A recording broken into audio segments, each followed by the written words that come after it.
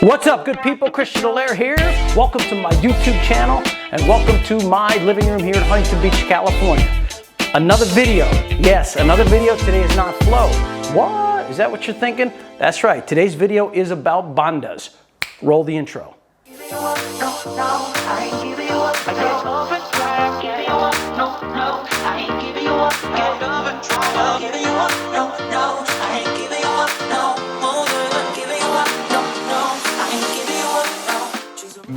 So bandhas, what are they? How do you utilize them? Where are you going to utilize them?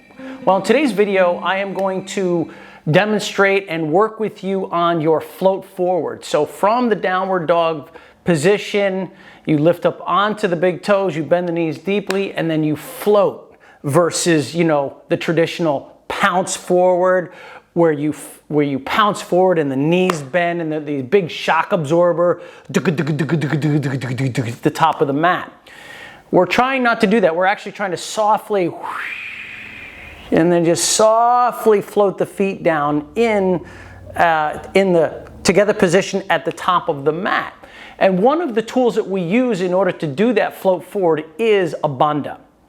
So before we get to that specific bandha, I'm just going to cover the three big ones, the big pillars. So the bandha. The bandha is an energetic lock.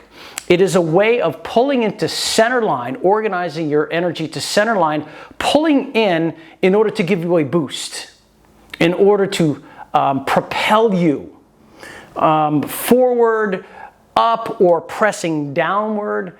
And you utilize your energetic locks. I like to explain it like a turbo boost in a car, right?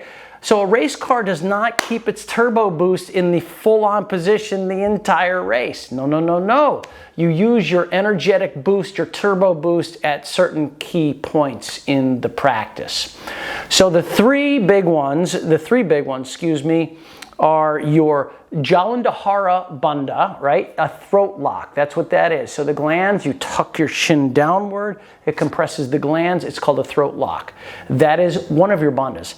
The next bandha, and these are not in any kind of prioritized bullet list, by the way, is the Mula Bandha, right? So right in the pelvic, the bottom of the pelvis, it contracts inward. It's a very subtle lock. It's a pulling into center line in order to get the root of the body to lock in and energize.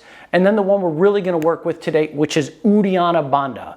About 2 inches below the belly button. It's called the upward lock, right? It pulls in and then it locks upward. Now these three bandhas, the Jalandhara, the Mula Bandha at the root, right, and the Uddiyana Bandha right at the pit of the belly pulling into the spine. These three bandhas can be energetically engaged separately, right, disintegrated, or you can integrate them into one whole. And that term in Sanskrit would be called Maha Bandha. So it integrates all three, or you separate them out. So if somebody says Maha Bandha, that's actually the engagement of all three of your bandhas. Okay, so those are the big three which encompassed by the word Maha Bandha, right? And there's two other minor, I say minor bandhas just because, I'm trying to hierarchy them a little bit lower, but they're super important. And of course, they're the hasta and the pada. The hands and the feet are actually energetic locks that are brought into the yoga practice, especially in the float forward, which we're going to do today. We're going to work on today. So the 3-4 is the upward lock, the Uddiyana Bandha, and the hands and the feet bandha in order to get you to propel forward and softly float forward. So that's really important to note that those are part of the bandhas. Just to emphasize what a lock would look like with your hands, right? So the fingers spread wide in downward facing dog. And if you have your hand really loose and you're just driving the palms of the hands into the floor, you're totally collapsed, right?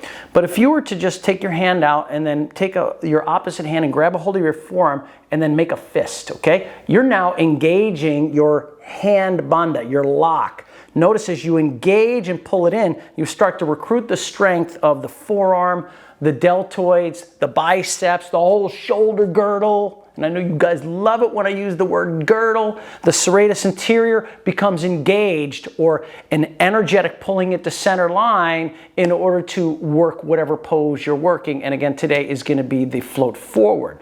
So the hands, not quite as powerful in that float forward, but surely you are using the energy of the feet in order to ground into the floor, in order to pull you up and out, and then softly land at the top of your mat. Okay, the next super important point when it comes to your bandhas and how to engage them is all about the breathing. Okay, so your Ujjayi breath is a little constriction of the throats on the inhales and exhales in order to create some friction in the throat so you can internally heat the body.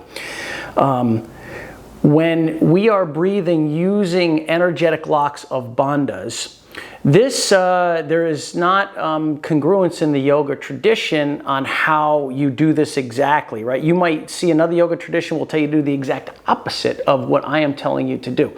So from that perspective, it's neither wrong nor right. It's simply a different technique. But this actually comes from the Krishnamacharya lineage of how we do things. So if you are in the seated position, hopefully you're in the seated position, and we're talking about Uddiyana Bandha, 2 inches below the belly button. When it pulls in, it is pulled in on the exhalation. So understand that on the inhale, you are relaxing the belly. And then on the exhalation, 2 inches below the belly button, pulling it into the spine. And then on the inhale, the abs relax, the total abs, the interiors and the exterior part of the abs totally relax, and then you take it in, right? And then on the exhale, you pull in. Okay, so let's go ahead and practice that together.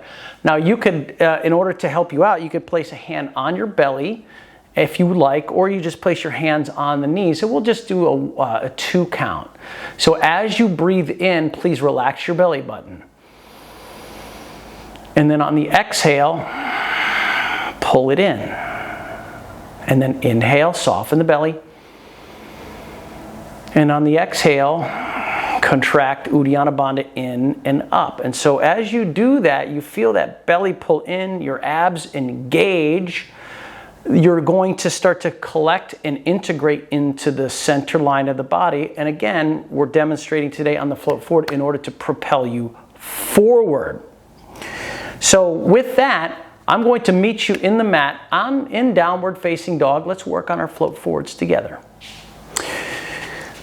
Okay, I know I told you to meet me in downward facing dog on the mat, but just have a look up at the computer or the TV if you're watching on a TV. I'm going to go ahead and demonstrate the float forward because remember, hands and feet, bandha, pit of the belly in and up on the exhalation. It's on the exhalation that you're actually springing forward. So the Uddiyana Bandha is giving you the lift up in order to float forward. So I'll just give you a little demo, and I'm not perfect at it for sure, right? But it is the concept of you're doing a posture, a transition between postures, right? And you want to bring all your 8 yogic cylinder engines to the pose, right? And if you leave Uddiyana Bandha out or you leave your hands and foot bandha out, then you're not powering your way into the pose, creating a steady posture because you're having to put so much effort in one body part instead of bringing all of your tools into the float forward. So here we go. Down dog, fingers spread nice and wide. Feet are about hip width apart. Shake the head. The head is nice and loose, right? So on the inhale, the belly is soft. On the exhale, Uddiyana Bandha, belly into the spine, and look between the thumbs and float it forward. And you land. So I'm landing on the exhale with the belly into the spine. And on the inhale, I actually relax the belly and breathe in for the halfway lift. And on the exhale, belly to spine, plant the hands, float back, chaturanga, land. And then of course, upward facing dog, your belly is soft because it's on the inhale. And on the exhale, your belly is into the spine. It's helping draw the tailbone up and back, Uddiyana Bandha. And then at the end of the breath, you're back in down dog, exhaling and letting it all soften in. So that is the concept of using Uddiyana Bandha in order to float yourself forward. It's a very powerful thing to start to learn in your poses. It will take lots and lots of practice in order for you to discern what poses. I only demonstrated one pose where you're using your bandhas, but all poses you're going to start to incorporate bandhas. And it's a really, really powerful tool. So in the tradition of the Baptiste Yoga, which I was trained in, Baron Baptiste was my teacher, he puts it in a very precise way, which I love, and I'm just going to go ahead and read it, which is the bandha locks are there. They are to engage your energy inward and then upward, so you can pull in, you press down in order to lift up and integrate. Pull in, press down, you lift up, and when you're doing this simultaneously, Maha Bandhas, all three, including the hands and feet, when you have 5 there, you're totally integrated and you're sailing to the top of the mat like a boss. I hope you enjoyed this just quick instructional video. I'm going to start to put out more of these videos in the coming weeks. So if you found value in the video, hit the like button. Please subscribe and share these videos, and I will see you on the next video. Thank you so much.